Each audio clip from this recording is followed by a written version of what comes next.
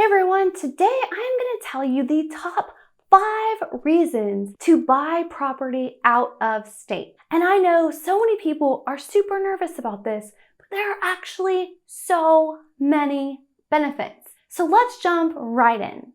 Hey everyone, this is Lauren Mack with Hacking the Rat Race, and I would love for you to hit the like button and subscribe so you don't miss any more videos on money, saving, and investing. So today I am going to give you the top 5 reasons to buy property out of state. Before we get into this, I would just like to say, I know that a lot of people are freaked out about having property in another state because they think, how am I ever going to manage it? How am I going to visit it? It's going to get destroyed. This is such a bad idea. Well, it's going to be harder for you to manage personally, but if you have a very good vetted out property management company, this can make a huge difference. It is almost the same as you being there. And again, if you have a property in another state that you are renting, of course you need to talk to your CPA and your tax advisor, but you can go visit this property and you can have potentially a write-off because you are visiting your rental property. Again, not a tax expert, not a CPA. However, having a good property manager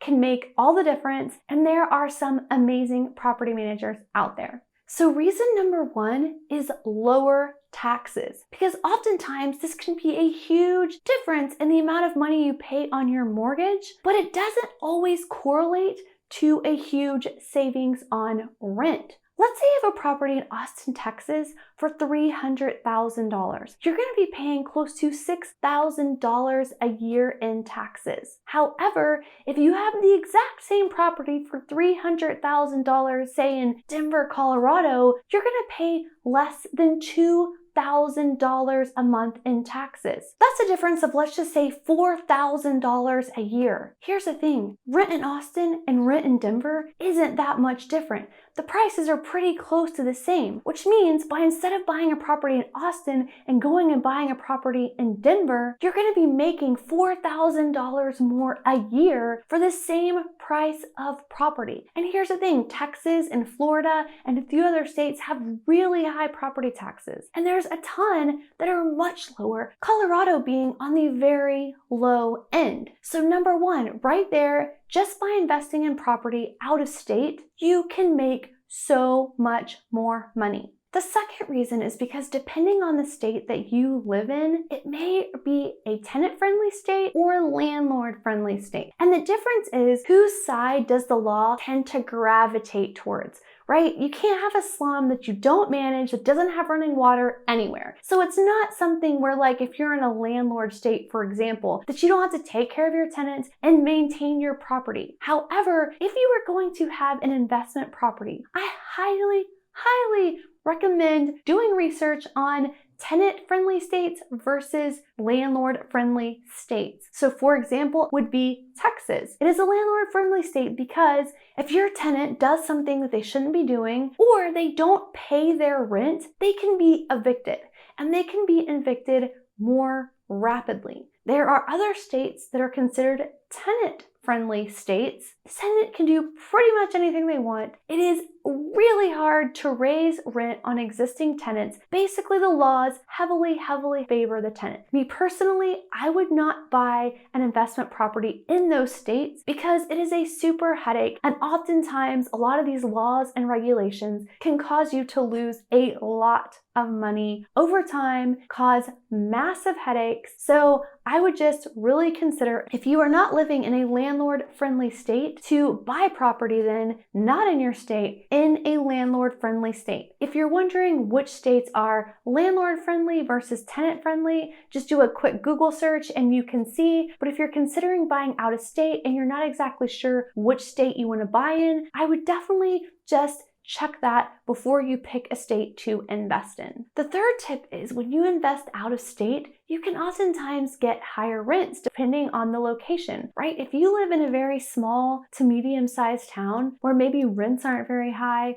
and maybe mortgages aren't very high, or maybe mortgages are high and rents are low, or something of that nature, it definitely can make sense going to another state where rents are much higher. Because if you're going to make an investment in property, it's going to be a large investment and you want to get the biggest return on investment possible. So I would definitely recommend looking at a state that has higher rents, especially higher rents in compared to mortgage payments in that same area. And the fourth reason to buy property out of state is maybe where you live, it's too expensive. So maybe if you live in San Francisco and the median house price is around $1 million and you can't afford to have $1 million investment property, then maybe you would consider looking at another state. And I know this will probably upset a lot of people in Austin, but again, a lot of people from California are moving to Austin. If they're not moving to Austin, a lot of them are buying investment real estate in Austin because compared to California,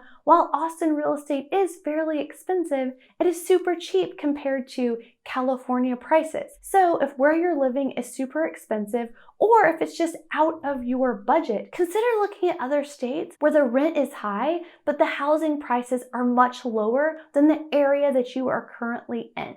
And the fifth reason is for diversification. Maybe you live in a city or a state and you buy all of your property. Well, if something happens regionally, this could really hurt you, especially if that city or area is highly dependent on, let's say, technology or oil or maybe a hospital or whatever it is. If that city is not very diversified, if something happens to that sector or maybe even just that company, that could have a huge impact on your investment. So by buying property out of state, you're diversifying that. So maybe you have, like myself, I have a property in Texas. I also have a property in Colorado. And that way, if something happens in Colorado or Texas, I still have that other property to count on, and it's not as locally contained. So diversification is another good reason to invest in property out of state. And I know investing in property out of state makes people so nervous because they feel like they don't have a pulse on what's going on, they don't know how they're going to get there, and they're terrified that a tenant is going to tear up their property. Yes, these are all real, legit fears. However, you can get local news. You can keep a pulse on what's going on. And I assure you, once you have money invested in that area, you're going to want to keep a pulse on it anyways. If you have a great property manager that can manage the property for you that you trust, having a property out of state can be a great solution, one that I do and one that I highly recommend. I want to hear from you in the comments below. Are you going to be investing in a property out of state? If so, which states are you looking at? And I want to hear all about it. Thank you so much for watching this video. Please don't forget to hit the like button. It literally costs you nothing and it does so much for this channel, and it pushes this video out to other people who are considering buying property in other states. And don't forget to subscribe so you don't miss any more videos on money, saving, and investing. Thanks again, and I look forward to seeing you in the next video.